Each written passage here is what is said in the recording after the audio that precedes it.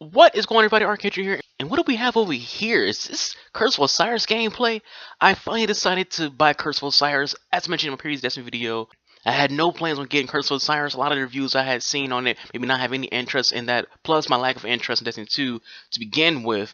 Since October, I had not played the game, so those things, all thrown in together is why I didn't even touch or even consider Curse of Osiris at all. So why now? Why did I get the expansion? Well, after thinking about it and me being obsessed with ancient Egypt as I am, and with Curse of Osiris having a little bit of an Egyptian theme to it, it was bound to happen. Plus, as I always say, you have to try things and not let other people dictate what you do in anything in life, especially when it comes to video games. You watch YouTubers like myself or anybody, and then we say it's our opinion. So you can't let our opinions dictate what you do. And the same thing goes for me. I can't let other YouTubers' opinions dictate what I do. And that's what I did. A big reason why I passed on the expansion was because I saw videos here on YouTube that were negative towards the game. My own fault for allowing that to happen, as though those videos are mostly wrong. I say mostly because there are some things those videos mention that are very true. That are the negative things they mentioned are, they're facts, not opinions. First and foremost, the story for the expansion is okay. It's not horrible. For the most part, it's pretty enjoyable. I really like the Ghost Segura.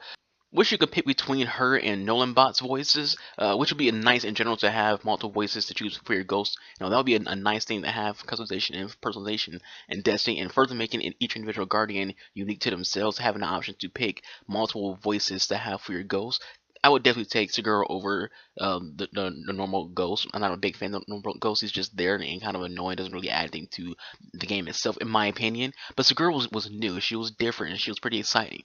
Anyways, back on topic about the story. It's fun. You learn more about the Vex and Osiris. It feels more like a side quest than an actual expansion to the main story, but it is fun. Now, the final boss looks badass, and fighting him, well, it's interesting. That's the best I can say about fighting the boss. He's very interesting. I won't spoil it for those who haven't gotten around to playing expansion but have some interest in playing it.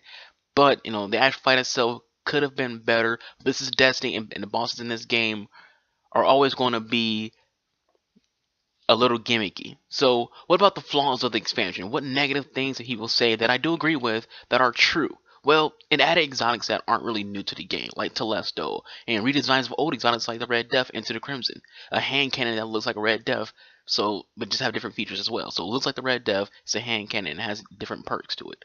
But it's basically, if you look at it, it's just Red Death, just redesigned. Which is part of one of many issues with Bungie. They don't create new weapons, they just redesign weapons. Sometimes not even full redesigns, they just give it a new paint job and a new name, and that's it. And that's a huge issue in this game. Like, sometimes you can get away with that, but when it's basically almost all your guns are exactly the same gun, just different names, different skins, that's kind of an issue. The other flaw of this expansion, and a flaw that we already know about, is Eververse. A lot of the cosmetic add-ons with this expansion was thrown into Eververse. Those are the negatives that I agree with that people have mentioned in their videos, but I don't agree with those YouTubers on this being a bad expansion, on it not being worth playing, on it being trash. In my opinion, it's not trash at all. Could it be better? Yes, any and everything could be better with every game. But this is a fun expansion. And I'm glad I decided to actually go out and grab it. And with the coming changes to the game that Bungie has outlined for Destiny 2, it's going to be on the rise and coming from out of the ashes. Like I said, it could do if Bungie, changed how they saw their community and changed how they saw this game. They came out with a bunch of excuses. We had to cancel the development, halfway through, and we only had like 16 months to get Destiny to where it is now. So they thought some excuses, and at that point you kind of blame Activision on that and not giving them enough time to make the game they wanted to make it. But at the same time, Bungie, you had to have known that this was going to be a bad idea to have thrown all your content into Eververse. That's basically what Destiny 2 is at. All this content is inside of Eververse. But the question is, though, is it too late for the changes they're making to the game? Yes, they're making good changes to the game, but with the thousands of people that left, will they even come back to the game because of those changes? Now, I came back, but I'm one person. Now, would you come back because of the changes that they announced for the game? If any of you stop playing Destiny 2, will you be going back to the game when the next big patch comes out that's supposed to make huge changes to the game that are changing what we community have been asking for and screaming at the top of our lungs for to Bungie to make? Will you be coming back for that? Leave your thoughts in the section below. That is it for this video, though. Thank you all for watching. I've been Arcade, the real undiscovered talent of YouTube. I'll catch you guys next time. Be kind to one another, and peace out.